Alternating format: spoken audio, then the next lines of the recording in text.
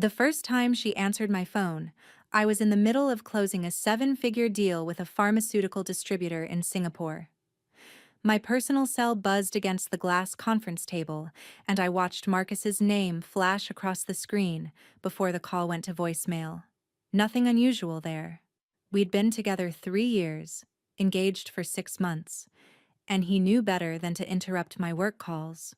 Before we jump back in, tell us where you're tuning in from, and if this story touches you, make sure you're subscribed, because tomorrow, I've saved something extra special for you. What I didn't know was that Marcus had stopped by my apartment using the key I'd given him for emergencies, had rifled through my nightstand, found my backup phone, the one I kept charged for international travel, and handed it to her, like it was his to give. The second call came 20 minutes later. Same phone. This time, I answered, stepping out of the conference room with an apologetic gesture to my colleagues.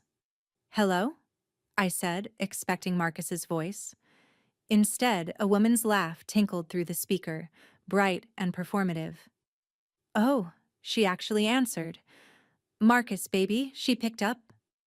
My stomach dropped 3 floors. The sounds behind her voice painted a picture I didn't want to see. His apartment, the leather couch I'd helped him pick out, music playing low in the background, our playlist, the one we'd built together over lazy Sunday mornings. "Who is this?" I kept my voice level, professional. Years of negotiating contracts with men who thought they could intimidate me had taught me to never let them hear you break. "This is Destiny." She said it like the word should mean something to me, like I should have been expecting this call. "Marcus is in the shower, but he wanted me to let you know he won't be able to make dinner tonight. Or any night, really. We're together now." The Singapore distributor knocked on the glass, pointing at his watch. $500,000 in quarterly revenue waiting on my signature. I held up one finger. "Put Marcus on the phone." "I just told you, he's in the... now." Something in my tone must have penetrated her performance because the laughter died. Muffled sounds followed, whispered conversation I couldn't quite make out. Then Marcus's voice, tight with irritation. "Olivia, look, I was going to call you later. You gave her my phone." Silence, then. "It was in your drawer. I needed to charge mine and... You gave a stranger access to my personal device, my work contacts, my financial information, my biometric data is on that phone, Marcus. Jesus, it's not that serious. And she's not a stranger. She's..." I hung up. My hands were steady as I walked back into the conference room, smiled at the distributor, and signed the contract with my usual flourish. We shook hands. We made small talk about the weather in Singapore versus Seattle. I laughed at his joke about American coffee. Then I excused myself, walked to the women's restroom on the 14th floor of the Columbia Tower, and threw up everything I'd eaten that day. That was 3 weeks ago. Now I sat in my corner office at Chen Medical Solutions, the pharmaceutical supply company I'd built from nothing after my residency, and watched the rain streak down the floor-to-ceiling windows. Seattle in November was all gray skies and bitter cold, matching my mood perfectly. The engagement ring still sat in my jewelry box at home, 2 carats, emerald cut, picked out by Marcus after I'd dropped enough hints about what I wanted. I hadn't been able to bring myself to deal with it yet. My assistant, Priya, knocked twice before entering. She was the only person I'd told about Marcus, and only because she'd found me crying in my office the day after that phone call. "The detective called again," she said, her expression unreadable. "Detective Morrison from Seattle PD Fraud Division. 3rd time this week." I looked up from my laptop, where I'd been reviewing supply chain logistics for our new distribution center in Portland. "What did you tell them?" "Same as before, you're in meetings all day." Priya set a pink message slip on my desk. "But Olivia, they're getting more insistent. They specifically said they need to speak with you regarding Marcus Chen and that it's urgent." Marcus Chen. He'd taken my last name, even though we weren't married yet, said it made him feel closer to me, like we were already a family. I'd thought it was sweet at the time. Now I knew better. Now I understood that Marcus Reed from Tacoma, with his maxed out credit cards and his creative approach to employment history, had become Marcus Chen, fiancé of Dr. Olivia Chen, CEO of Chen Medical Solutions.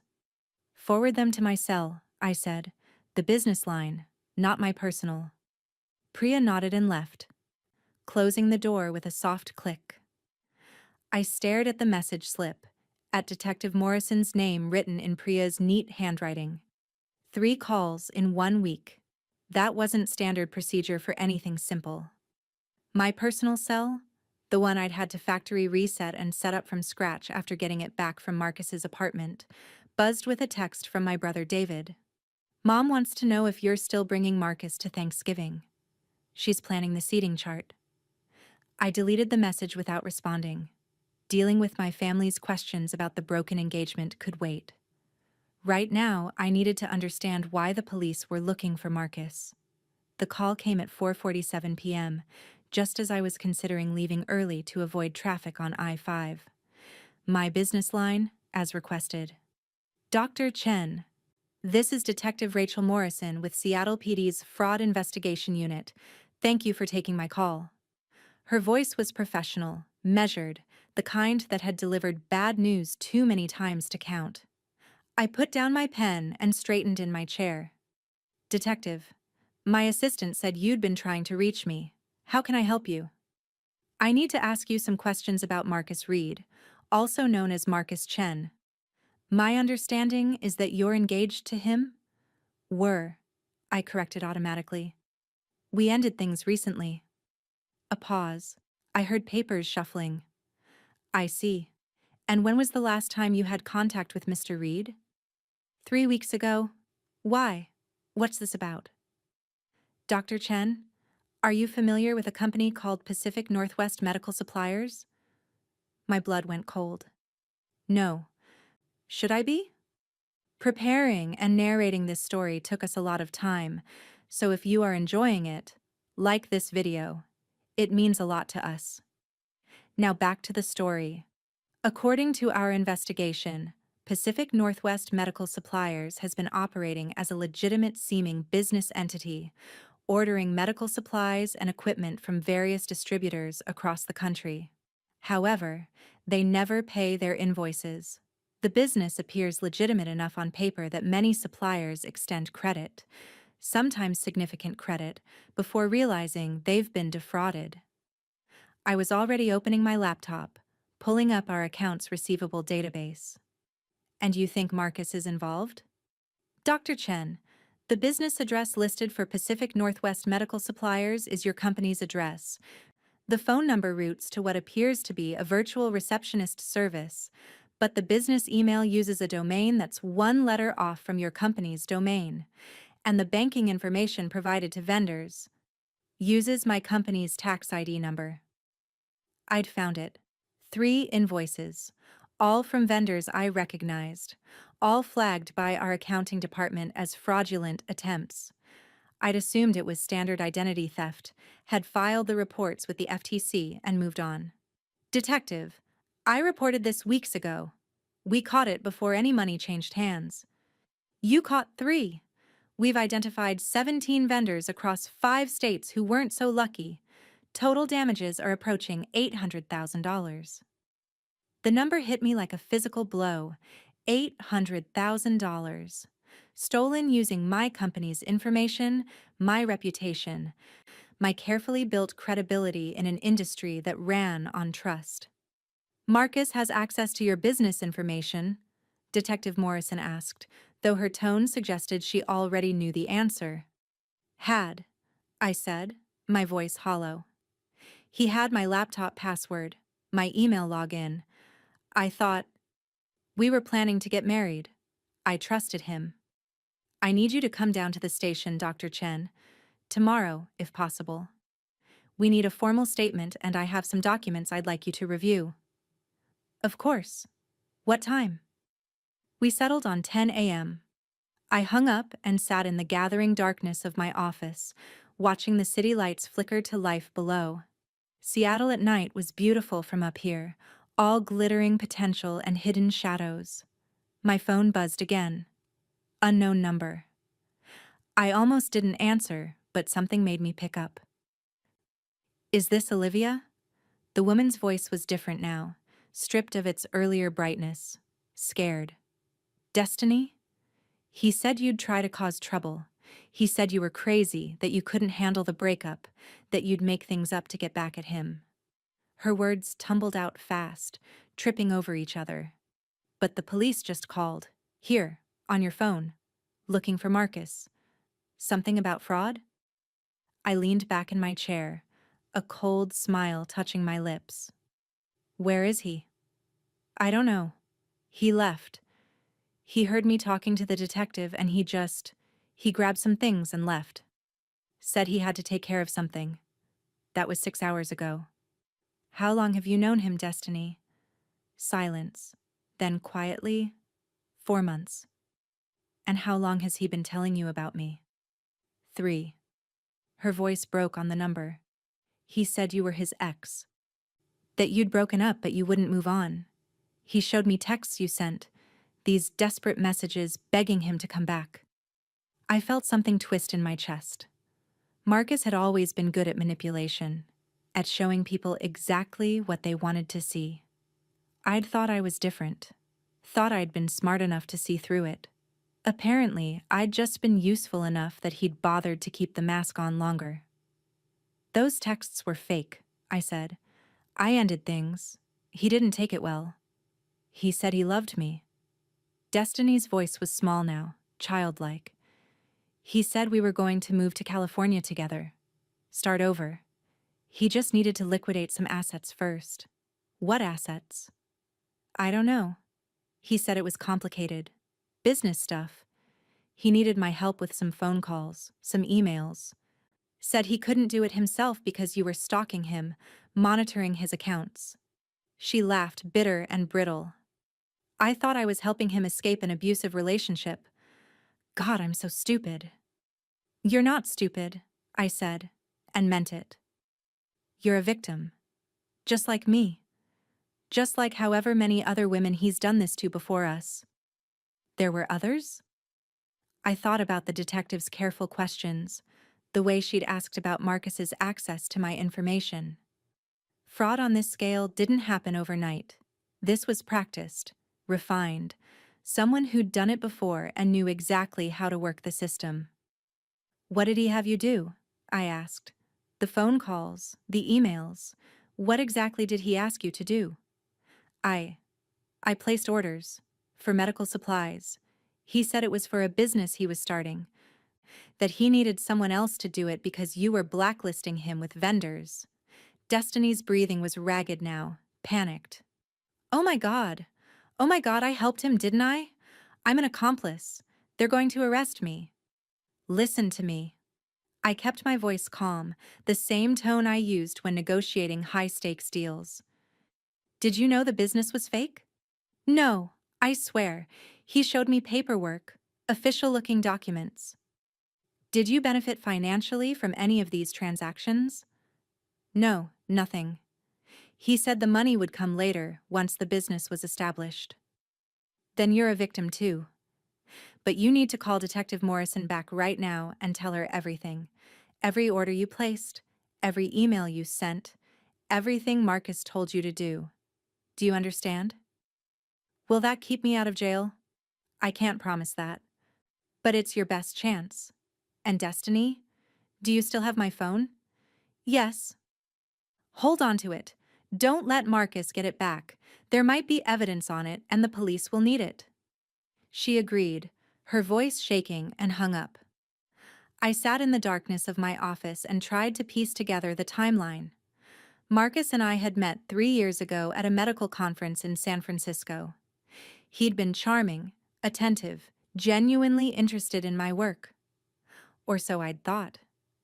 Now I wondered if he'd been at that conference specifically to meet me, to identify his next target. We'd dated for 6 months before I'd introduced him to my family. Another year before, he'd moved into my apartment in the Queen Anne neighborhood. By then, I'd already given him access to everything: my home, my finances, my business contacts. I'd even added him to my company health insurance, listed him as a beneficiary on my life insurance policy. My laptop dinged with an email notification. I glanced at the screen and felt my heart stop. The sender was me. Or rather, someone using my email address, though not from my actual account. The subject line read, "Urgent, account verification required." I opened it, already knowing what I'd find: a sophisticated phishing attempt, designed to look like it came from our banking institution, asking for account verification due to suspicious activity. If I clicked the link, it would take me to a fake website that would steal my login credentials. But what chilled me wasn't the phishing attempt itself. Those were common enough. It was the recipient list. Every single vendor we'd worked with in the past 2 years. Every business contact I had, every hospital, clinic, and pharmacy that had trusted Chen Medical Solutions with their supply needs. Marcus wasn't just stealing money, he was trying to destroy my company's reputation entirely. I forwarded the email to Detective Morrison with a brief explanation, then opened my secure email and sent a message to every contact on that list, warning them of the fraud attempt and providing verification protocols. It would take hours. I didn't care. At 11 p.m., Priya texted me. "Still at the office? I'm worried about you." "Going home soon," I lied. "Thanks for checking in." But I didn't go home. Instead, I pulled up every financial record I had, every business document Marcus might have had access to: tax returns, bank statements, vendor contracts, business licenses, articles of incorporation. I made copies of everything, organized it all into folders, prepared it for tomorrow's meeting with Detective Morrison. And I thought about Destiny, sitting in what was probably a small apartment somewhere, staring at my phone and wondering how her life had imploded so completely. 3 months ago, she'd thought she was in love. Now she was realizing she'd been a tool, used by someone who saw people as resources to be exploited. I knew exactly how she felt. My cell phone rang at 1:30 a.m. Marcus's number. I stared at it for 3 rings before answering. "Olivia." His voice was smooth, controlled. The voice he used when he was trying to sell me on something. "I think there's been a misunderstanding. The police are looking for you." "I know. That's what I'm calling about. Look, some business deals went sideways, that's all. Nothing criminal, just some contracts that fell through, and vendors getting nervous about payment schedules. It happens all the time in business. You know that. Using my company's information, my tax ID, my reputation. I was trying to help you expand. You're always talking about wanting to grow, to reach new markets. I was just laying the groundwork for fraud. The word you're looking for is fraud, Marcus. $800,000 worth." Silence. Then, in a different voice, colder. "You don't understand the situation you're in. Enlighten me. All those documents you signed over the past year, the ones I said were insurance updates, beneficiary changes, that cute little power of attorney you gave me so I could handle some paperwork while you were in Singapore? I've been very careful about what I've had you put your name on." My blood turned to ice. "What are you talking about? You're not the victim here, Olivia. You're my business partner. At least, that's what the paperwork shows. Pacific Northwest Medical Suppliers lists you as co-owner. Those purchase orders? They have your signature. Digital copies, sure, but your actual signature, scanned from documents you signed months ago. The emails came from your IP address. Or at least, they'll trace back to your apartment's Wi-Fi, since I sent them from there. You forged my signature. Did I? Or did you sign documents without reading them? Because I'm pretty sure there's a notarized form somewhere with your signature right next to mine, establishing Pacific Northwest Medical Suppliers as a joint venture. I even have emails from your account. Not a fake one. Discussing business plans. You're very eloquent when I write as you. I couldn't breathe. Everything he was saying, it was possible. I'd signed insurance documents, beneficiary forms, power of attorney paperwork. I'd trusted him with my email password, my apartment keys, my life. The police won't believe that, I said, but my voice lacked conviction. Won't they? Think about it. Successful CEO, always traveling, always busy. Delegates a lot of work to her fiancé, gets caught in a fraud scheme and suddenly claims she knew nothing about it? That she was the victim? He laughed, low and mean. You know what they'll think. They'll think you're trying to throw me under the bus to save yourself. Destiny will testify. She'll tell them you manipulated her. Destiny? The name dripped with contempt. Destiny is an unemployed bartender with a drug possession charge from 2 years ago. You're a successful CEO. Who's more believable as the mastermind here? My hands were shaking. I gripped the desk edge hard enough to hurt. What do you want? Smart girl. I always knew you were smart. His voice softened, became almost gentle. I want you to make this go away. Tell the detective you made a mistake, that Pacific Northwest Medical Suppliers was a legitimate business venture that you'd forgotten about. Say you thought it was identity theft at first, but now you remember signing the paperwork. Pay back the vendors, settle the accounts. You can afford it. That's almost $1 million. Consider it the cost of your freedom and your reputation, because if this goes to trial, if we end up in court, every detail of your life is going to be dissected. Every business deal you've ever made, every corner you've ever cut, every gray area you've ever operated in.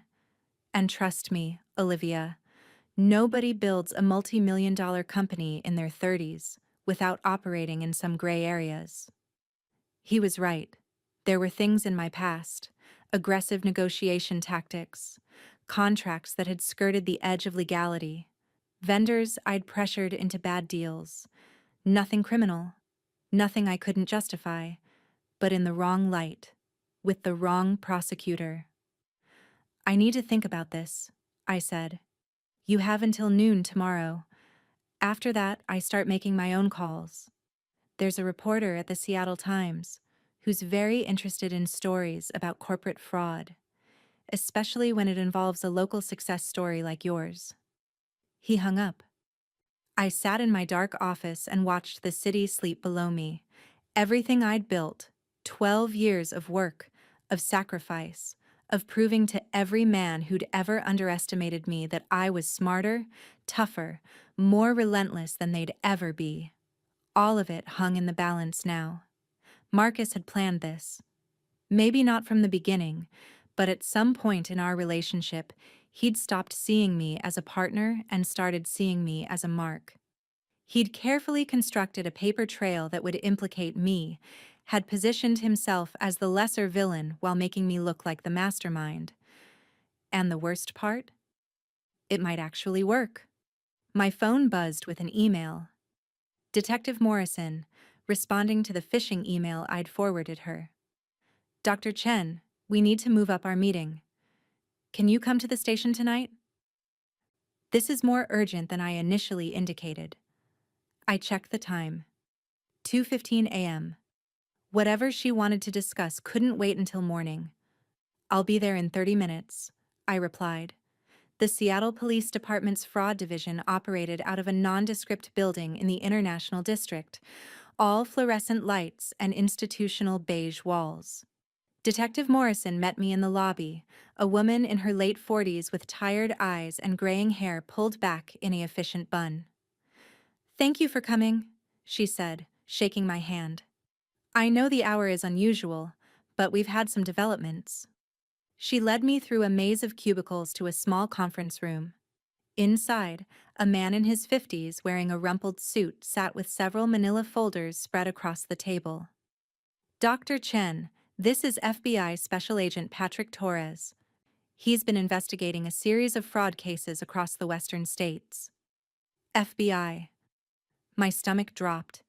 This was bigger than I'd thought. Dr. Chen. Agent Torres stood and shook my hand, his grip firm and evaluative. Please, sit down. We have a lot to discuss. I sat. Detective Morrison closed the door and took the seat across from me. First, Agent Torres said, I want to assure you that you're not under investigation.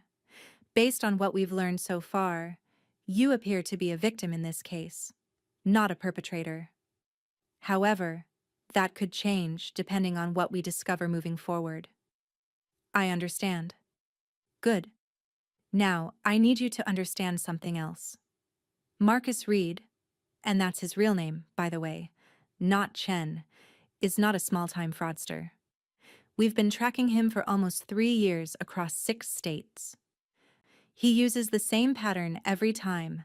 Identify a successful woman in a position of professional power, usually in medical, pharmaceutical, or financial services. Court her, gain her trust, get access to her business information. Then he establishes fraudulent business entities using her credentials and runs a sophisticated purchase order scam. My mouth went dry.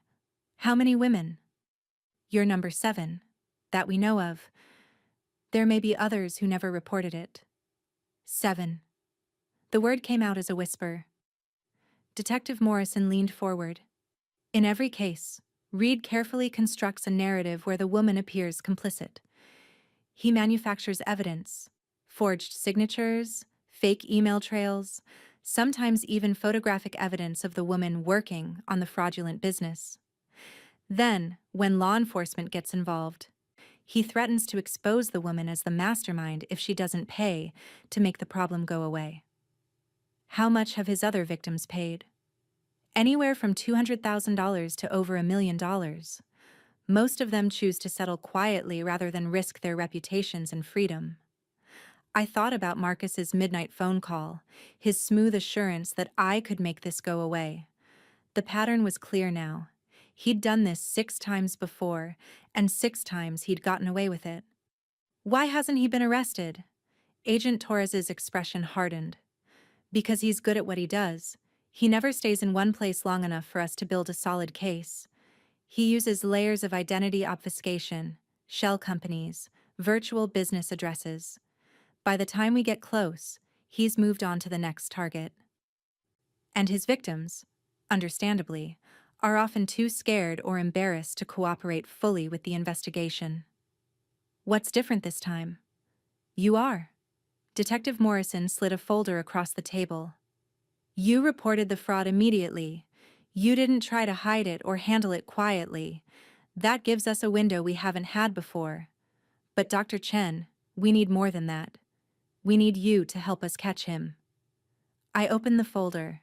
Inside were photos of Marcus with different women in different cities: Portland, Denver, Phoenix, San Diego. In each photo, he looked slightly different: longer hair, shorter hair, with glasses without. But it was unmistakably him. And in each photo, he had the same expression: confident, charming, proprietary. The look of someone who owned the woman beside him. What do you need me to do? Agent Torres pulled out a small device about the size of a credit card. Reed called you tonight, didn't he? Made threats? Tried to convince you to pay to make this go away? I nodded. He'll call again. Tomorrow? Probably around the deadline he gave you. When he does, we need you to record the conversation. But more than that, we need you to play along. Make him think you're considering his offer. Get him to give you details about how he wants you to make the payment, where he wants you to transfer the money. The more specific he gets, the better. You want me to pretend I'm going to pay him off.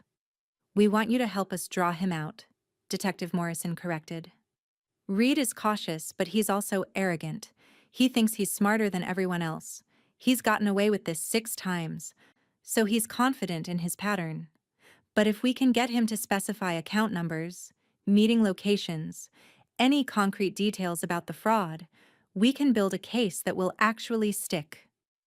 I thought about the other 6 women. Successful, capable, intelligent women who'd been conned out of hundreds of thousands of dollars. Women who'd paid blackmail money to protect reputations they'd spent years building. Women who were probably still dealing with the financial and emotional aftermath while Marcus moved on to his next victim. What happens after I record the call? We move fast, Agent Torres said. We trace the account information he provides, get warrants, and bring him in before he realizes what's happening. But Dr. Chen, I need to be clear about something. If you do this, if you help us, Reed will know you cooperated. And he will try to destroy you publicly. He'll leak every piece of fake evidence he has, twist every detail to make you look complicit. It will be ugly. But you can prove it's fake? Eventually, yes. But that doesn't mean there won't be damage in the meantime. Your reputation will take a hit. Your business might suffer. People will question your judgment. The media will have a field day. I looked at the photos again. At Marcus with his arm around women who'd trusted him, loved him. Women who'd thought they were building futures with someone real. If I don't help you, he'll just do this to someone else. Yes, Detective Morrison said simply. He will. The fluorescent lights hummed in the silence. Outside the conference room, I could hear the sounds of a police station at night. Phones ringing, quiet conversations, the click of keyboards. Normal sounds from a normal night, except nothing about this night was normal. Okay, I said. Tell me what to do. Agent Torres smiled for the first time since I'd entered the room. First, you're going to go home and get some sleep. Tomorrow morning, you're going to go to work like everything is normal. When Reed calls, you're going to sound scared but receptive. You're going to ask questions about the payment process, express concern about how to liquidate assets without raising flags, make him explain his system. And if he gets suspicious, he won't. Remember, he's done this 6 times successfully. He thinks he knows exactly how this plays out. You're going to be just another scared woman willing to pay to protect everything she's worked for. Detective Morrison's expression softened slightly. The difference is, this time, we'll be listening. They spent the next hour coaching me on what to say, what questions to ask, how to sound convincingly frightened without overdoing it. They gave me the recording device, a sleek piece of technology that would capture everything and automatically upload it to a secure server, and made me practice activating it until I could do it reflexively. By the time I left the station, dawn was breaking over Seattle, painting the sky in shades of gray and rose. I drove home through empty streets, my mind spinning with everything I'd learned. 7 women, almost 3 years of fraud, millions of dollars stolen, and I was going to be the one who stopped him. My apartment was exactly as I'd left it that morning. A lifetime ago, it seemed now. Coffee cup still in the sink. Bed unmade. The engagement ring box still sitting on my dresser where I'd left it when I'd finally taken the ring off 2 weeks ago. I picked up the box, opened it, looked at the diamond catching the early morning light. 2 carats, emerald cut, set in platinum. Marcus had taken me to a fancy restaurant overlooking Elliott Bay to propose, had gotten down on one knee in front of everyone. I'd cried happy tears. The other diners had applauded. It had all been a performance. I closed the box and put it in my nightstand drawer. Later, I'd figure out what to do with it. Right now, I needed sleep. But sleep wouldn't come. I lay in bed and stared at the ceiling and thought about the phone call that would come today. Marcus, smooth and confident, explaining how I could make all my problems disappear. Marcus, who'd shared my bed and my life and my dreams while simultaneously planning my destruction. At 8 a.m., I gave up on sleep and took a long shower. I dressed carefully in a navy suit and heels, my armor for the day ahead. I looked at myself in the mirror. Professional, capable, in control. No one looking at me would guess that my life was imploding. Perfect. Priya looked up in surprise when I walked into the office at 9 a.m. "You're here early. I thought you were meeting with the detective at 10. "Meeting's been rescheduled," I said. "Can you hold my calls until noon?" "Everything except—" I paused, knowing what I was about to say would set things in motion. "Everything except Marcus. If he calls, put him through immediately." Priya's expression tightened with concern. "Olivia, I know what I'm doing." "Do you?" "Because it seems like—" "Priya." I softened my tone. "I need you to trust me on this. Can you do that?" She studied my face for a long moment, then nodded. "Always." The morning crawled by. I tried to focus on work, on the dozens of emails and decisions that couldn't wait, but my mind kept drifting to the small recording device in my jacket pocket. At 11:30 I gave up and just sat at my desk, watching the clock. 11:45, 11:52, 11:58. At exactly noon, my phone rang. Marcus's number. I pressed the button on the recording device in my pocket, let it ring twice, then answered. "Hello?" "Olivia." His voice was all concern now, warm and caring. "Have you thought about what we discussed?" "I've thought about nothing else." "And?" I took a breath, remembering everything Agent Torres and Detective Morrison had coached me to say. Sound scared but cooperative. Ask questions. Get details. "I need you to help me understand something," I said, letting my voice shake just slightly. "If I pay back the vendors, if I settle everything, how do I know the police won't still come after me? You said there are documents with my signature. I'll destroy them, all of them. The moment the last vendor is paid, everything disappears. You'll be completely clear." "But how can I trust that? How do I know you won't keep copies? Use them later?" A pause. I could almost hear him recalculating, adjusting his approach. "Because I care about you, Olivia. Despite everything I do. I don't want to see you go to prison. This whole thing got out of hand. I just need to make it right and move on with my life. With Destiny? That's over. She's too unstable, I see that now. This whole situation made me realize." His voice dropped, became intimate. "We were good together, weren't we? Maybe once this is all settled, we could—" "Focus, Marcus." I cut him off, channeling genuine anger into my voice. "I need specifics. $800,000 is a lot of money to liquidate without raising flags. My accountant will have questions." "You don't involve your accountant. This needs to be quiet." "Then how?" "Wire transfers. Multiple accounts, small amounts, spread out over a week or two. I'll give you the account numbers and routing information. You make the transfers look like normal business expenses. Consulting fees, vendor payments, that kind of thing.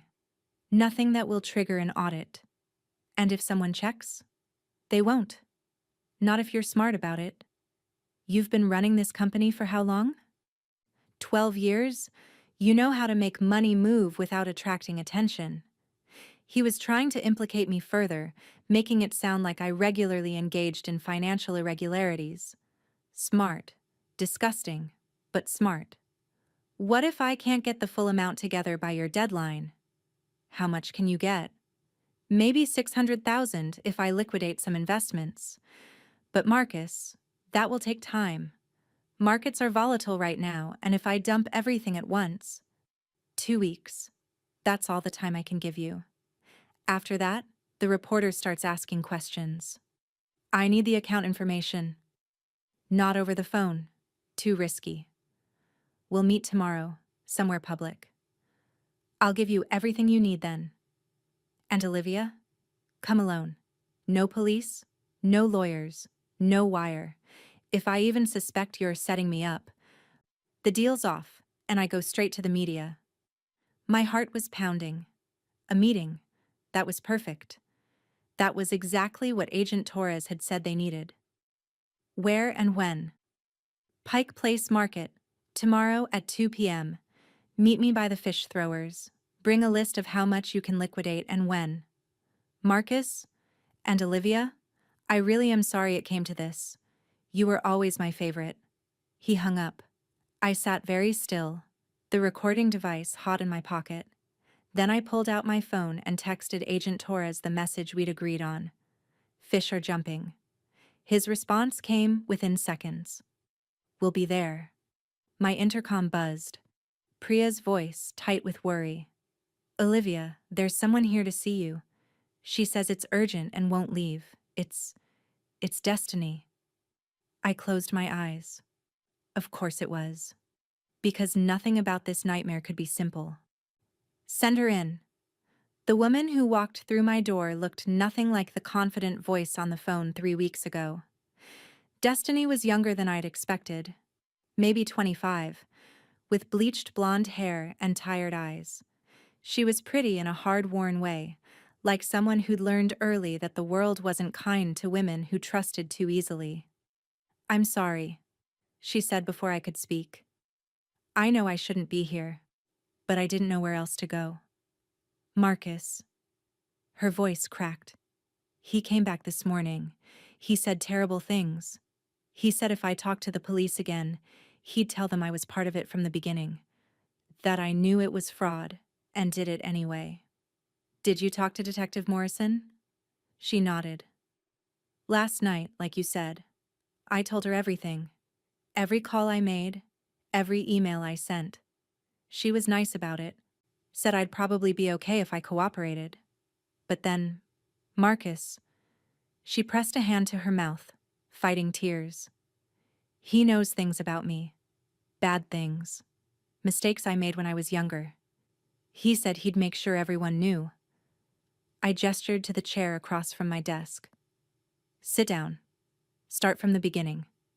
She sat, clutching a worn purse like a lifeline, and told me a story that was sickeningly familiar. Met Marcus at a bar where she worked. He'd been charming, attentive, different from the usual men who hit on her. They'd dated for a month before he'd mentioned his business idea, how he needed someone he could trust to help him with administrative work. She'd been flattered, desperate to be useful, willing to believe that someone like him could actually care about someone like her. I loved him, she said simply. I thought he loved me. God, I'm such an idiot. You're not an idiot. You're a victim. We both are. She looked up at me with red-rimmed eyes. The detective showed me pictures. Other women? He did this to all of them? 7 of us, that they know of. Jesus. She was quiet for a moment then. Are you going to help them catch him? I thought about Agent Torres's warning, the public scrutiny, the damage to my reputation, the possibility that even after Marcus was arrested, some mud would stick. But I also thought about the 6 women in those photos, and the unknown number of others who might come after us if we didn't stop him now. Yes, I said. I am. And I think you should too. Me? What can I do? First, you can tell me everything he said this morning. Every word. Every threat. Then, I paused, an idea forming. Then you can help me make sure he doesn't suspect what's coming. We talked for an hour. I learned about Marcus's habits, his patterns, his tells, the way he got cocky when he thought he'd won, the way he underestimated women, especially women like Destiny, who he thought were beneath him intellectually. He thinks I'm stupid, she said flatly. He always has. Made jokes about it. Said I was lucky I was pretty because I'd never make it on my brains alone. That's his weakness, I said. He underestimates people. Let's use that. By the time Destiny left my office, we had a plan. It was risky, possibly illegal, definitely the kind of thing that would make Agent Torres tell me to back off and let the professionals handle it. But I'd spent 12 years building my company from nothing, navigating a male-dominated industry that had tried to break me at every turn. I knew how to take calculated risks, and I knew how to win. I called Agent Torres and told him about the meeting Marcus had set up for tomorrow at Pike Place Market. I did not tell him about Destiny's visit or what we'd discussed. Some things were better kept private until the right moment. We'll have agents positioned throughout the market, Torres said. Plain clothes, completely invisible. The moment he hands you the account information, we move in. What if he runs? He won't have the chance. Dr. Chen, I want to emphasize how important it is that you follow our instructions exactly. No improvisation. No trying to handle things yourself. Reed is dangerous. He may not be violent, but he's desperate. And desperate people are unpredictable. I understand. Good. Get some rest tonight. Tomorrow's going to be intense. But I didn't rest. Instead, I spent the evening going through every document Marcus had ever touched, every contract he'd handled, every piece of paperwork he'd convinced me to sign. I found 3 more forms I didn't remember: powers of attorney, business registrations, bank signature cards. All notarized, all bearing my signature or a very good forgery. He'd been planning this for at least 18 months, maybe longer. Around midnight, Priya texted me. Still at work? Always, I replied. You know this isn't your fault, right? Whatever he did, whatever he made it look like you did, it's not your fault. I stared at the message for a long time before responding. Thanks. That means more than you know. Want me to come in early tomorrow? Moral support before the big meeting? That would be great. I finally left the office at 2 a.m., drove home through streets that were becoming uncomfortably familiar at this hour. My apartment felt cold and empty. I'd asked Marcus to move out 3 weeks ago, and he'd taken everything that was his, and quite a bit that wasn't. The bookshelf in the living room had gaps where his books had been. The closet in the bedroom was half empty. Even the kitchen felt wrong, missing the cooking equipment he'd insisted on buying with my credit card. I lay in bed and tried to prepare myself for tomorrow. Tried to imagine facing Marcus in public, pretending to negotiate my own blackmail while FBI agents watched from the shadows. Tried to picture the moment when they would move in, when Marcus would realize he'd finally been caught. But my mind kept drifting to Destiny, to her admission that she'd loved him. I'd never said those words to Marcus, I realized. In 3 years together, engaged for 6 months, I'd never told him I loved him. I'd said I cared about him, that I wanted to build a life with him. But love? That word had always caught in my throat. Maybe some part of me had always known. My phone buzzed at 7 a.m., a text from an unknown number.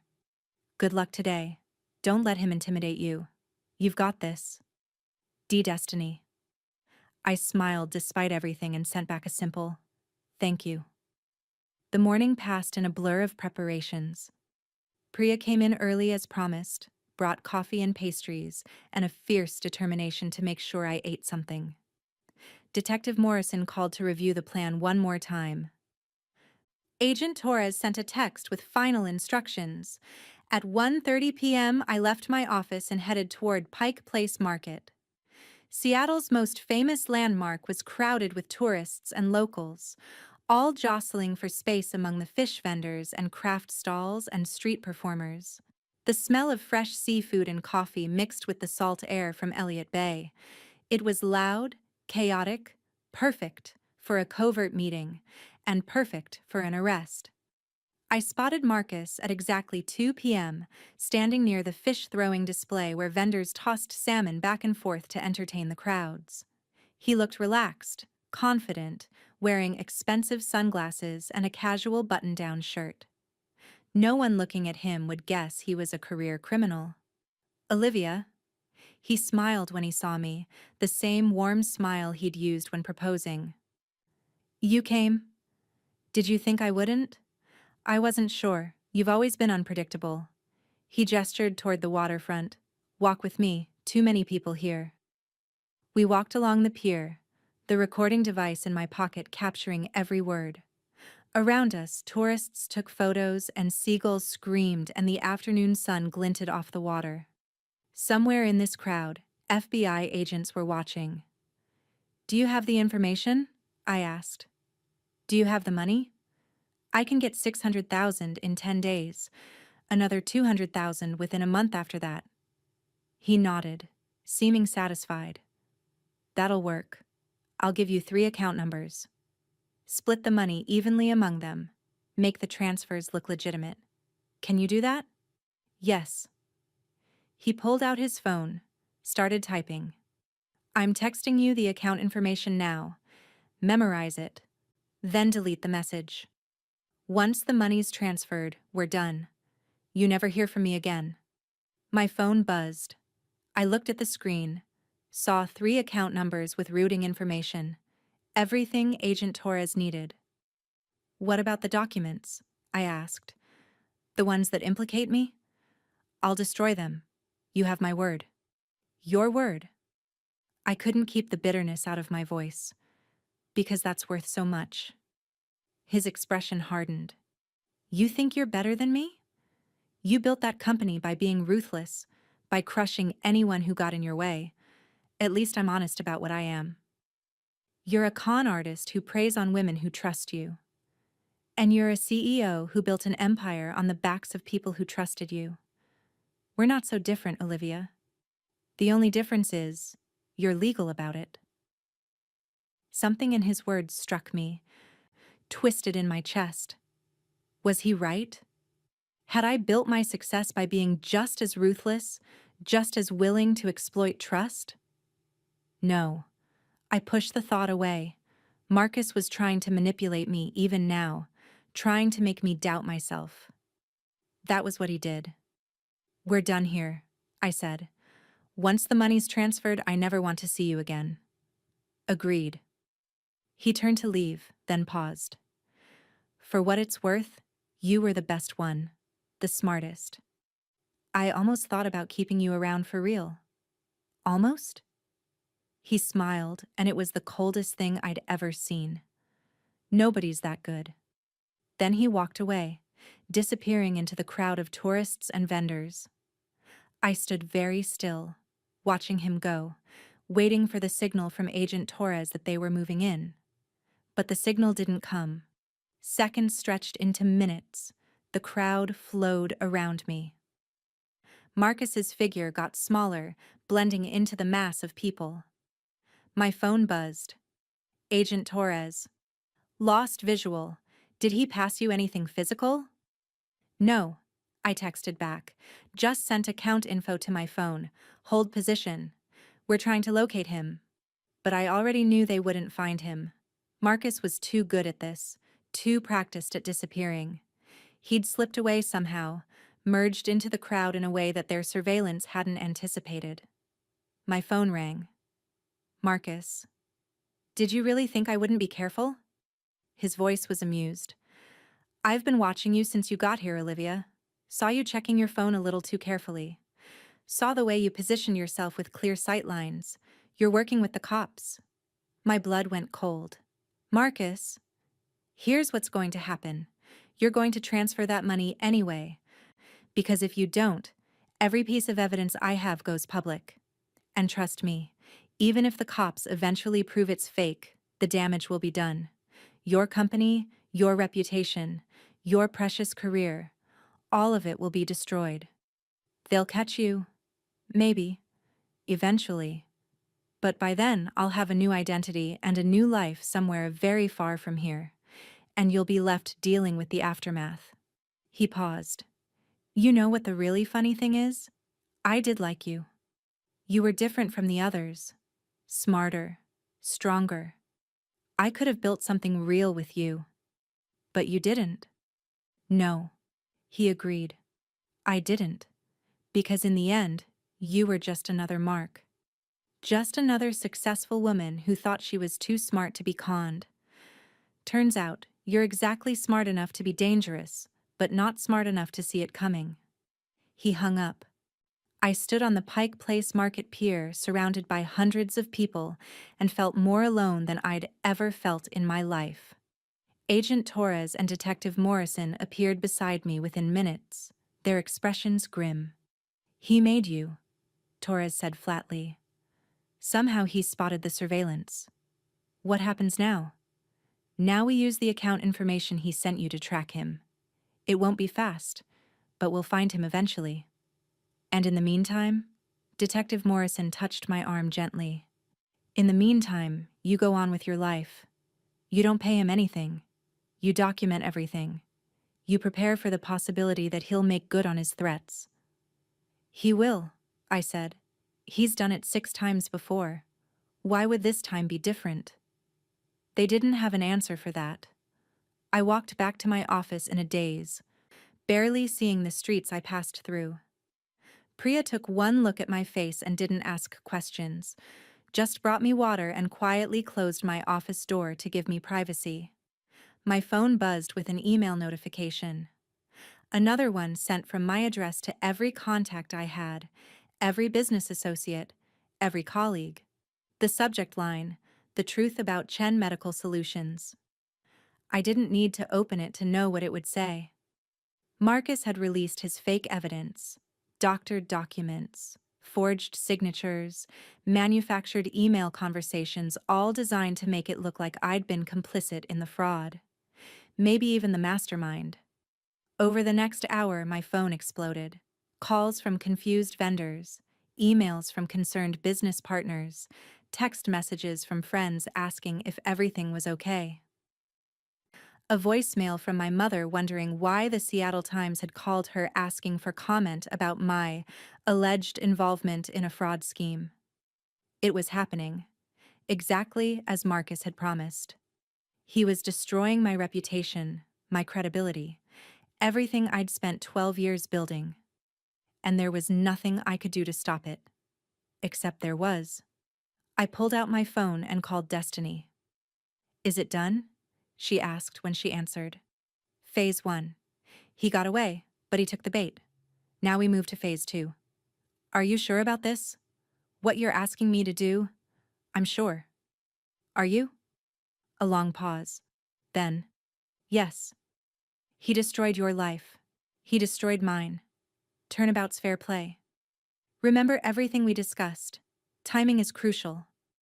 I remember. I hung up and opened my laptop. Time to go to war. The next 24 hours would determine everything: my company's future, my reputation, possibly my freedom. Marcus thought he'd won, thought he'd destroyed me the way he'd destroyed 6 other women before me. He was about to learn that I was nothing like those other women. I was something much more dangerous. A woman with nothing left to lose and the resources to fight back. End of part 1. The Seattle Times article hit at 6 a.m. the next morning. Local CEO implicated in multi-state fraud scheme screamed the headline, accompanied by a professional photo of me from our company website. The reporter had done their homework, weaving together Marcus's manufactured evidence with just enough legitimate facts to make the story believable. By 7 a.m., my board of directors was calling an emergency meeting. By 8 a.m., 3 major clients had suspended their contracts pending investigation. By 9 a.m., my company's stock had dropped 18%. Marcus was burning my life to the ground exactly as he'd promised. I sat in my home office and watched it happen with an eerie calm. This was the price of fighting back. Agent Torres had warned me. Detective Morrison had warned me. But knowing it was coming and experiencing it were 2 different things. My phone rang. David, my brother. "Jesus Christ, Olivia, what's happening? Mom's getting calls from reporters. They're asking about the family business, about Dad." "It's all fake," I said quietly. "Marcus is trying to destroy me because I won't pay his blackmail." "Then fight back. Sue him, tell your side of the story." "I am fighting back. Just not the way he expects." "What does that mean?" "It means trust me. And tell Mom not to talk to any reporters. Refer them all to my lawyer." I hung up before he could ask more questions. My lawyer, Jonathan Chen, no relation, had already sent cease and desist letters to the Seattle Times and was preparing defamation suits. But lawsuits took time, and in the meantime, The damage was spreading like wildfire. Another email came in, this one from one of my oldest vendors. Dr. Chen, in light of recent allegations, we're suspending all shipments until this matter is resolved. I closed my laptop. Phase 1 was complete. Marcus thought he'd won. Thought he'd reduced me to rubble while he disappeared with Destiny's help into whatever new identity he'd prepared. He had no idea what was coming. At exactly 10 a.m., I received a text from Destiny. Package delivered. I smiled for the first time in 24 hours. 3 days ago, when Destiny had come to my office in tears, we'd hatched a plan that was risky, possibly illegal, and absolutely necessary. Marcus had taught us both a valuable lesson. Sometimes you had to get dirty to win. Destiny had gone back to Marcus yesterday, playing the scared accomplice perfectly. She'd told him she was terrified the police would arrest her, that she'd do anything to avoid jail. She'd begged him to take her with him when he left Seattle. And Marcus, arrogant and convinced of his own superiority, had agreed. What he didn't know was that Destiny had been recording everything. Every conversation, every instruction, every detail of his escape plan. And this morning, she'd handed him a laptop. A gift. She'd said, so he could set up his new identity properly once they reached their destination. That laptop had more surveillance software than a CIA safe house. My phone buzzed. Agent Torres. Dr. Chen, we need to talk. Now. His tone made my stomach clench. What's wrong? Destiny Patterson is missing. She checked out of her apartment yesterday. Told her landlord she was moving out of state. We think she's with Reed. She is, I said calmly. Silence. Then, dangerously quiet. Explain. She's helping me. We have a plan. Dr. Chen, I specifically told you not to take matters into your own hands. If Patterson is with Reed voluntarily, if you're using her to... To what? To catch the man who's destroyed 7 women's lives? The man who your investigation let slip through your fingers yesterday? That's not fair. Neither is watching my company collapse while Marcus disappears to find victim number 8. I took a breath, forced myself to stay calm. Agent Torres, I understand your concerns, but Destiny is a grown woman making her own choices, and those choices include making sure Marcus doesn't hurt anyone else. Where are they? I don't know yet, but I will soon. I hung up before he could threaten me with obstruction of justice charges. The truth was, I did know where they were. Or at least, I knew where they were heading. Marcus had booked 2 tickets to Vancouver under false names. Destiny had sent me photos of the confirmation emails. From there, they'd planned to cross into the interior of British Columbia, where Marcus had a cabin under one of his many aliases. What Marcus didn't know was that the laptop Destiny had given him was tracking their location in real time, recording every keystroke, every password, every account number he accessed, every piece of evidence we needed to prove the full scope of his fraud. My phone chimed with a notification. The tracking software showing Marcus's location, a small town called Squamish, about an hour north of Vancouver. They'd stopped, probably for the night. I opened the encrypted chat Destiny and I had set up. She'd already sent a message. At motel. He's accessing accounts. Getting everything. Be careful, I typed back. Don't take any risks. Too late for that, she replied. Already risked everything. She wasn't wrong. If this went sideways, Destiny could face serious legal consequences. Unauthorized surveillance, possibly kidnapping charges if Marcus claimed she'd coerced him somehow. But she'd insisted, her voice fierce when we'd planned this. He needs to pay for what he did to all of us. The next message came an hour later. He knows something's wrong, getting suspicious. Says the laptop is running slow. My heart rate spiked. If Marcus discovered the surveillance software, everything would fall apart. Play dumb, I typed. Tell him it's just a cheap laptop, you couldn't afford better. Trying, He's angry. Saying I'm useless? I could picture it. Marcus's charming mask slipping, revealing the cruel contempt underneath. The same contempt he'd shown me in those final phone calls. Get out if you need to, I sent. Your safety matters more than catching him. But Destiny didn't respond. 10 minutes passed. 20. I stared at my phone, willing it to chime with another message. Nothing. I called Agent Torres back. They're in Squamish, British Columbia. Small motel called the Mountain View Inn.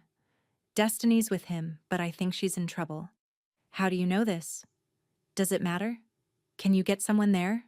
Canadian jurisdiction. I'll have to contact the RCMP, explain the situation. There's no time for bureaucracy. She could be in danger right now. Then maybe you shouldn't have sent a civilian into a situation with a known criminal. His frustration finally broke through. Dr. Chen, I appreciate what you're trying to do, but you're making this worse. Stand down. Let us handle it.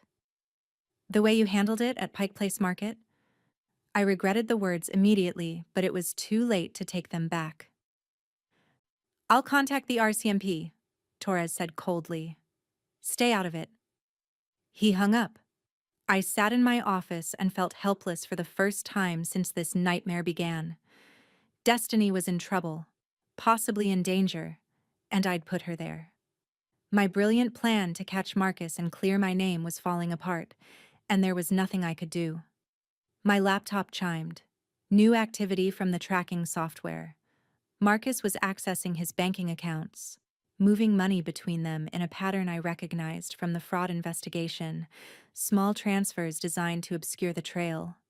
But the software was capturing everything: account numbers, routing information, passwords. Then something unexpected. Marcus opened an email program and started composing messages. The keylogger captured every word. To John Whitmore, Seattle Times. Appreciate your coverage of the Chen situation. If you're interested in more information about corporate fraud in the pharmaceutical industry, I have sources that might interest you. Meet me in Vancouver next week? He was trying to spin the narrative further, position himself as a whistleblower rather than a criminal. Classic Marcus. Another email, this one to someone named Patricia Reeves. Package delivered as promised. Payment pending. Will confirm once I'm settled in new location. Package? Payment? I screenshot the email and forwarded it to Torres with a brief message. This might interest you. My phone rang immediately. What am I looking at? Torres asked.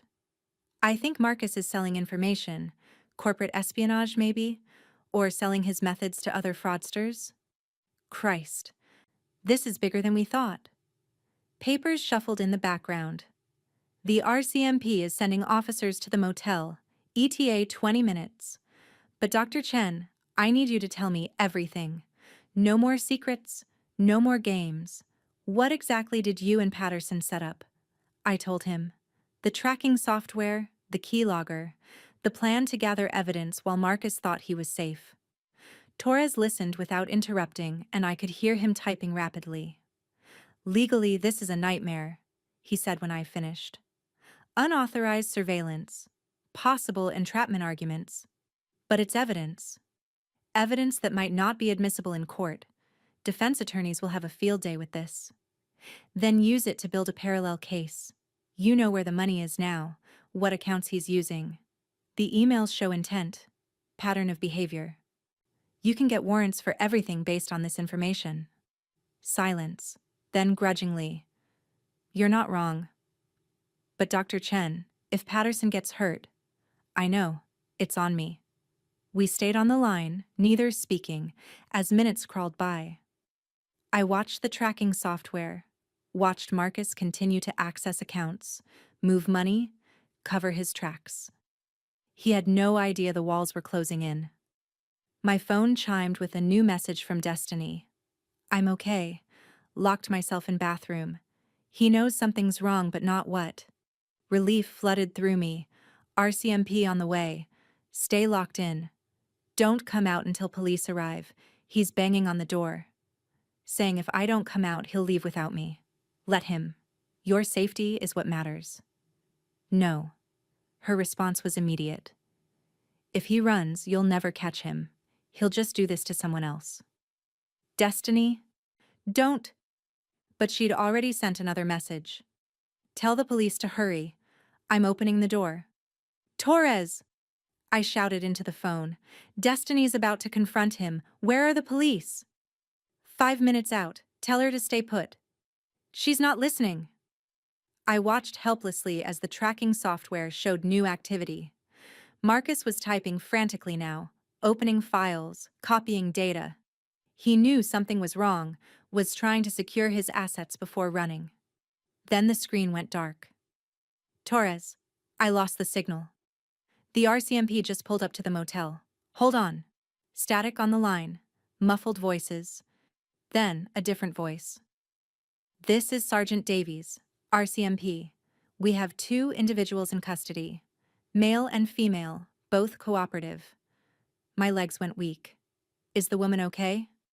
She's fine, shaken up but unharmed. The male tried to flee through the bathroom window but didn't get far. A pause. He had a significant amount of cash on him and multiple passports. Also a laptop that he tried to destroy before we secured it. Torres came back on the line. Dr. Chen, it's over. We got him. I closed my eyes and let out a breath I didn't know I'd been holding. Thank you. Don't thank me yet. We still have to build a case. And like I said, the evidence you gathered is problematic. But combined with what Patterson can testify to and what we recover from his legitimate accounts, we might have enough. What happens now?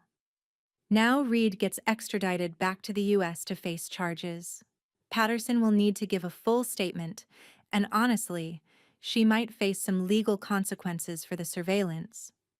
But given that she was a victim herself and cooperated with the investigation, I'll push for immunity. And me? Torres was quiet for a moment. That depends. Can you prove the documents Reed released were forgeries?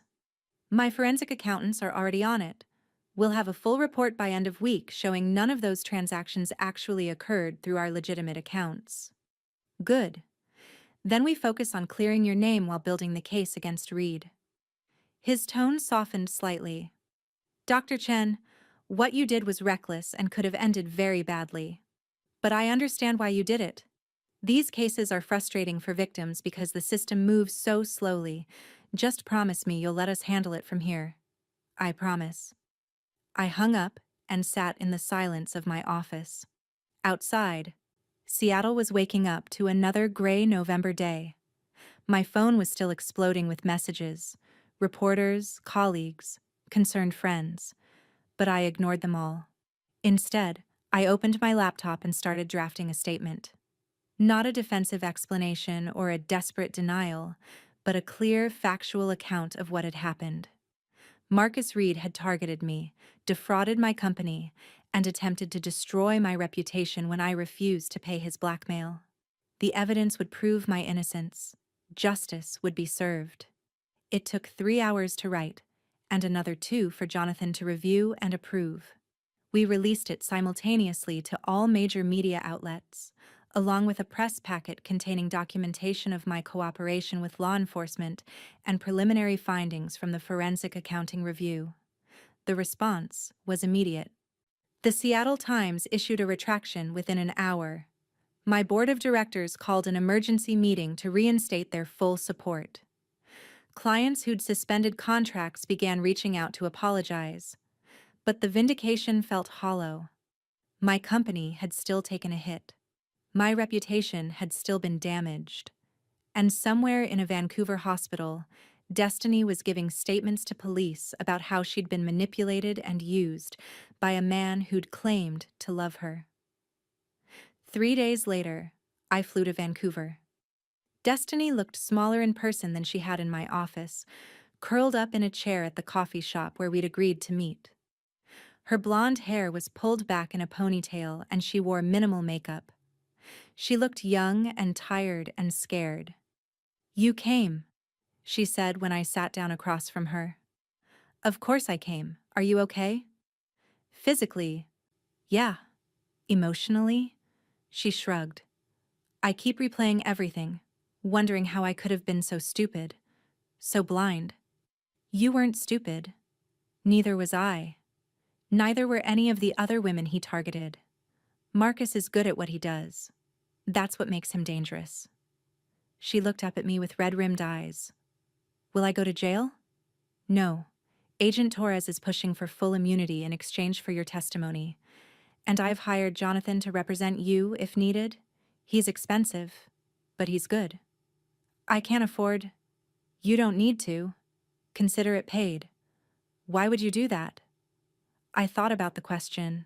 Why was I helping the woman who'd answered my phone 3 weeks ago, who'd laughed while telling me my fiancé was leaving me? The woman who'd unknowingly helped commit fraud using my company's information? Because you helped me when you didn't have to, I said finally.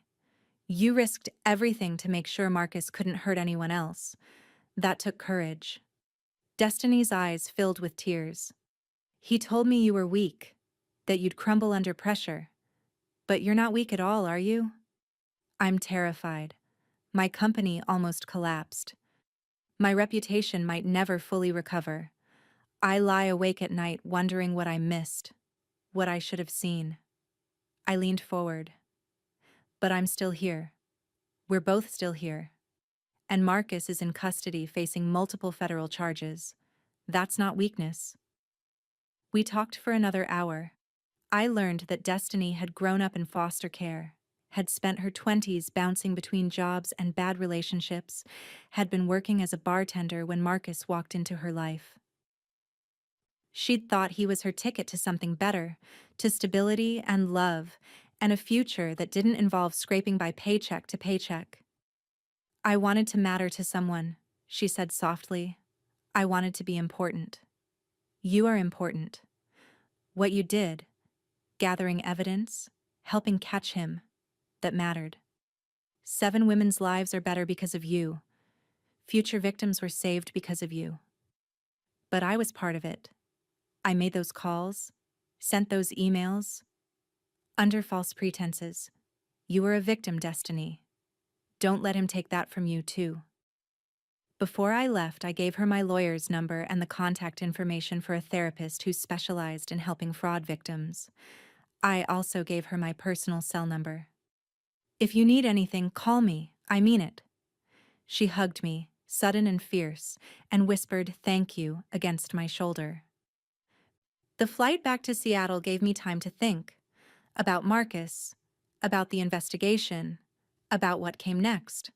Agent Torres had warned me that the trial would be brutal, that Marcus's lawyers would try to paint me and Destiny as vindictive ex-lovers conspiring against him. They'd scrutinize every detail of our involvement in his capture, question our motives, suggest we'd manufactured evidence, but they'd also have to contend with 6 other victims, years of documented fraud, and Marcus's own digital trail. The laptop Destiny had given him had captured everything, and while some of it might not be admissible, it had given law enforcement the roadmap they needed to build an airtight case. 2 months later, Marcus Reed pled guilty to 17 counts of wire fraud, identity theft, and racketeering. The evidence was simply too overwhelming to fight. He was sentenced to 15 years in federal prison, with mandatory restitution to all victims. I attended the sentencing hearing. So did Destiny and 2 of the other women Marcus had defrauded. We sat together in the courtroom and watched as the judge delivered the sentence, listened as Marcus made a brief statement claiming he'd made mistakes, but never intended real harm. The judge wasn't sympathetic. Mr. Reed, you systematically targeted successful women, gained their trust, and exploited that trust to steal hundreds of thousands of dollars. You destroyed reputations, damaged businesses, and left emotional scars that will take years to heal. This wasn't a mistake. This was calculated, predatory behavior. After the hearing, we gathered outside the courthouse. 7 women who'd loved the same man, who'd believed his lies, who'd paid the price for his greed. We exchanged phone numbers and promised to stay in touch. Some of us would, I knew. Others would prefer to move on and forget. Destiny pulled me aside as we were leaving. "I got a job," she said, almost shyly. "Administrative assistant at a medical supply company. Entry level, nothing fancy, but it's a start." "That's wonderful." "And I'm taking night classes. Business administration. I figure if I'm going to help run companies someday, I should actually know what I'm doing." I smiled. "You're going to be great. I learned from the best." She hesitated, then added, "You could have destroyed me, you know. Could have let me take the fall for everything. But you didn't. You saved me instead." "We saved each other," I corrected. Back in Seattle, life slowly returned to normal. Chen Medical Solutions recovered from the scandal, though it took months of patient relationship rebuilding with clients and vendors. My board stayed supportive once the truth came out, and we implemented new security protocols to prevent future fraud. I never wore my engagement ring again. I had it reset into a pendant, a reminder of lessons learned the hard way. Trust, but verify. Love, but protect yourself. And never, ever ignore the red flags, because you want so badly to believe in someone. 6 months after Marcus's sentencing, I was in my office reviewing quarterly reports when Priya knocked on my door. "There's someone here to see you. Says it's personal." My stomach clenched. After everything with Marcus, unexpected visitors made me nervous. "Who is it?" "She says her name is Jennifer. Jennifer Morrison. She says you'll want to hear what she has to say." I didn't recognize the name, but something in Priya's tone made me curious. "Send her in."